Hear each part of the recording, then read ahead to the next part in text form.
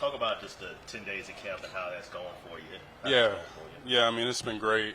Just having this opportunity to go against one of the best defenses in the league. It's definitely been challenging at times, but I'm taking every rep because at the end of the day, we're just getting each other better. How has it been just learning from somebody like Tyron Smith, and also you have Morgan Moses also on the other side as well? Again, I feel like a lot of people aren't blessed to be in that type of position where you have two great tackles in the same room, and I've been making the most out of it, and they've been awesome. They're always right behind me, just guiding me in the right path, helping me with any and everything that I need, just giving me extra advice on how to take my game to the next step. So it's been great. Is there anything specific you've taken from either of them, but especially Tyron since he plays your position? Yeah, definitely just different ways how to load up in my stance to be more explosive out of my stance, and just different ways to work my hands in the run and pass game. So again, just having that opportunity, getting that insight and perspective for him, it's been nice.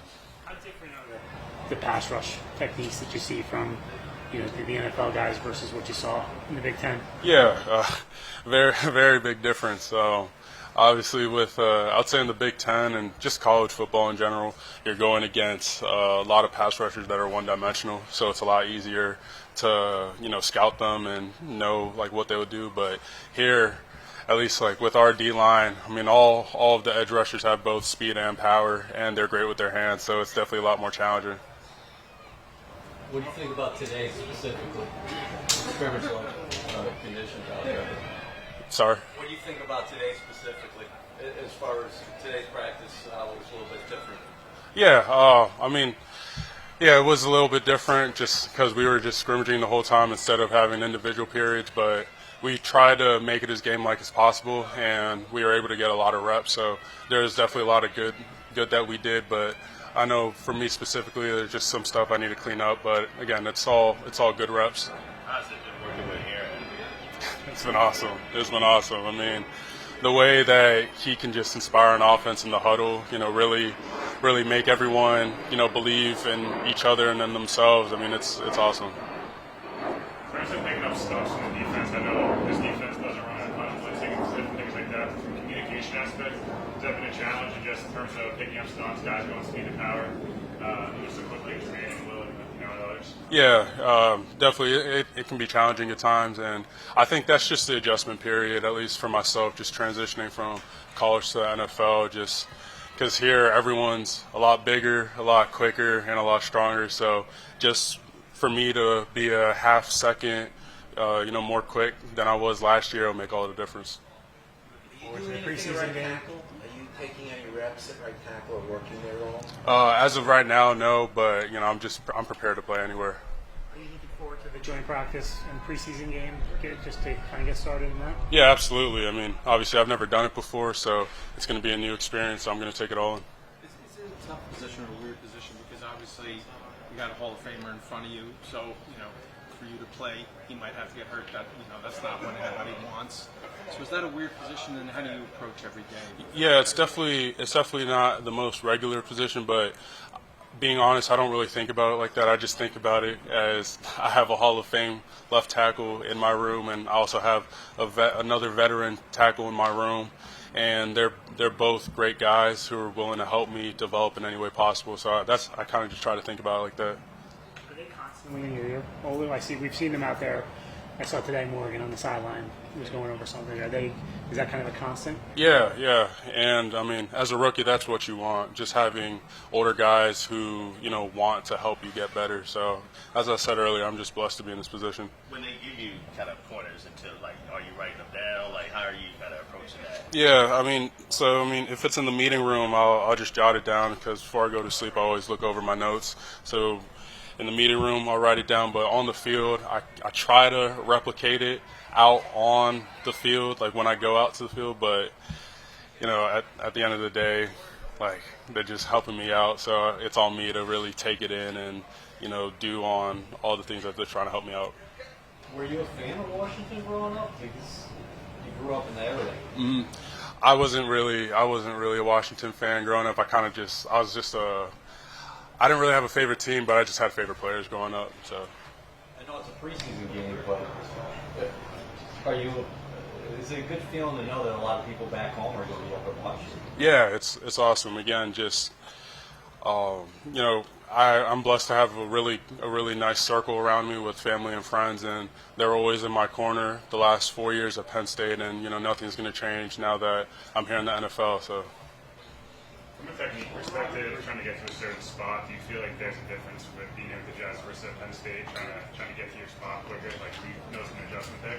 Yeah, most definitely. Like I definitely have a lot less time to get to that spot. Obviously, at Penn State, I won against Chop Robinson, who has a really good get off. But again, here on the Jets, they're guys that are already just as or faster, have a faster get off than Chop. So just being more consistent in that aspect, really getting out of my stance, getting to my spot before them. Again, that's going to make all the difference. What's it been like for you learning Aaron's cadence? At first, it was a little bit challenging just because, there are a lot of different ones, but I've gotten to the point now where I'm using it to my advantage, and, I'm really able to get a really good jump against the defense. So, again, that's kind of how I try to think about it, just trying to use it to up my own game. How have you felt these first 10 days of training camp have gone? Mentally, I feel good. My body, not so good, but, we got one of the greatest training staffs in the world. So, doing regen and, Coach Holler is big on, taking care of your body and stuff like that. What's those battles been like, just going against some of the opposing receivers? Yeah, Garrett Wilson, I'm pretty sure y'all know. I'm not sure why he's not the best receiver in the league, but I think he's the best receiver in the league. Let's see, JB Lee, more of a physical guy, and then you got Irv, big body, able to make those tough catches and stuff like that. So it's a great competition out here. How can they make you better as a player? Keep doing what they do. Every day, I want to work every day. Physical battles, no matter what it is, we working. What's the adjustment been like from the CFL to the NFL as far as the size of the field, the running starts, and all that? Biggest difference, probably the size, honestly, because I'm going from 65 to 53, and then being able to, trust that my coach is going to put me in the right position, give me the right technique, and to be able to execute the plays and stuff like that. In terms of a scheme perspective, what's the adjustment been like in terms of just playing a scheme? I don't know how much you played in CFL and things like that, but adjusting to the scheme specifically, how's that transition been? It's going good. Like I said, we probably have one of the best coaching staffs in the league. They give us plays, but they just want us to play. Not too much thinking, not too much doing this and the third. They give you a play, you play it, and then you got checked within the call. But at the end of the day, you're gonna play the call.